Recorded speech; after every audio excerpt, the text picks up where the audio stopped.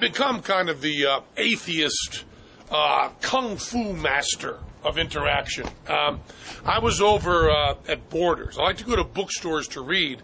Even though I read on an electronic reader, I still like to, hang out at bookstores and like get a cup of coffee. And so I'm at the cafe at Borders, here in Vegas, Town Square. I'm sitting in a chair, and the guy next to me, like right to my right, is pretty clearly military. He's kind of a military vibe to him. Guy about, 30, I guess, maybe a little younger.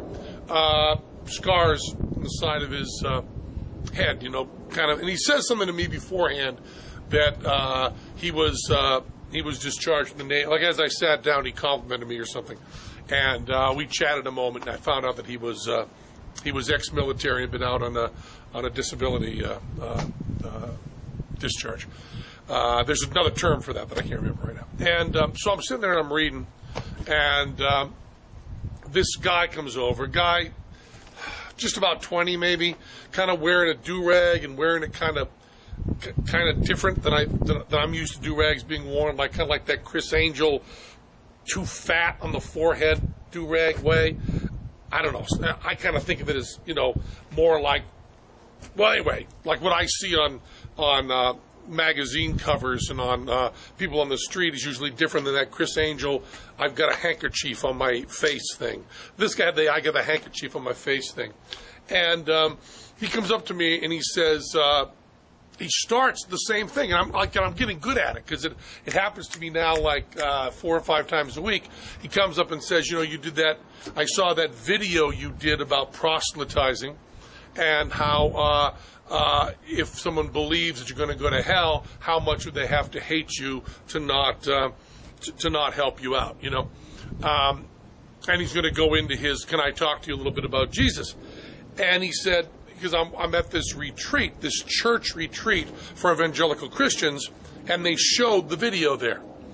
So I say to him, well, thank you. He said, it was a really good video. He said, very inspiring. It inspired me to, proselytize more. And I said, oh, okay, that wasn't the intent, And he said, well, yeah. And I go, oh, by the way, how do you feel about the legality and the morality of taking something that belongs to Sony and Crackle and showing it in your church without permission? Or did they get permission?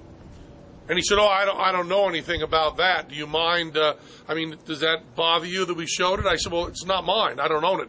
I sell, the Penn says, to Sony, to Crackle, and they own it. And how do you feel about it? Did you think about asking them since it belongs to somebody else?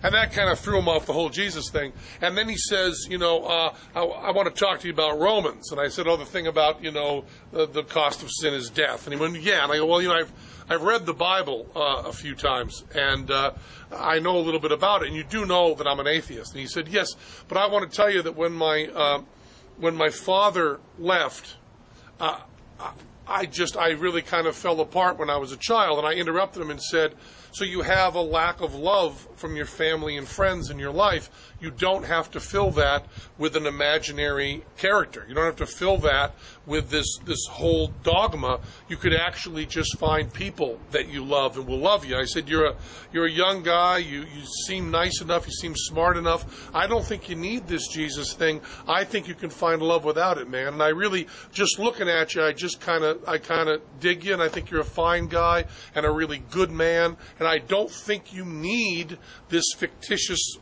craziness to get you through. My problem with people who are religious is I always feel really sorry for them because they don't have enough love from their family and from their friends and from the world that they feel dejected enough that they have to kind of make up this whole fantasy. Now, he, I think, was about to tell me that I should get the love of Jesus in my life. So I went on and said, I have a wife that loves me very much and 2 children who love me, and my mother, my father, my sister are dead now, but they love me very much, and I have friends who love me. So I'm surrounded by this love, so I don't feel the need to band together with other desperate people. And just because you felt a lack of love in your family, go out and find that love. And he said, I've found that love in Jesus Christ. And I said, well, no, you haven't, because that's not real love. That's not love from real people. So now he's already shook. And I said, well, you wanted me to read the Bible, and I have. So there's a book by Christopher Hitchens called God Is Not Great. And at this point, 4 or 5 other people around the same age, 20-year-olds, dressed similar. They didn't all have like handkerchiefs over their face, but they had like, that what a 20-year-old dresses like if they've seen pictures of hip-hop people, they dress that way. And this one guy had some sort of serious speech impediment, and he talked to me about Jesus. And then the one woman among them talked to me a little bit about it. And I said, well, you're bringing everybody out here. I said, well, you should get this book by Christopher Hitchens called God is Not Great. And then they went on to say, are we intimidating you? And I said, well, no, because you're all wearing fairly tight clothing, so I know you're not packing, and I checked that out. And this guy next to me is ex-military. He's in very good shape. He's seen combat. I said, and I know he's got my back. And they look over at the military guy next to me, and he goes, it just gives this like he's on a Black Hawk, And he kind of laughs and says, yeah, I'm watching out. I've got you. I said, so I'm not intimidated at all, but you should really read the book, God is Not Great. And they go, okay, we'll read that. And I go, you really should. And at that point, like a Borders employee comes up and has 5 copies of God is Not Great and just kind of hands them out, And they all look at him. They look at the cover like just looking at the words God is not great is going to blow their minds completely. And then one of them kind of puts it down just at random on a table, and the other one says, I'd read this and I'd buy it, but I haven't really got the money. And I said, well, I'm not going to buy it for you. Because if I start being the Gideon of atheism, I guess I should have bought it. Someone suggested that, but I didn't. But some of them carried it with them, so maybe if they buy it, it'll mean more to them. And then I said, they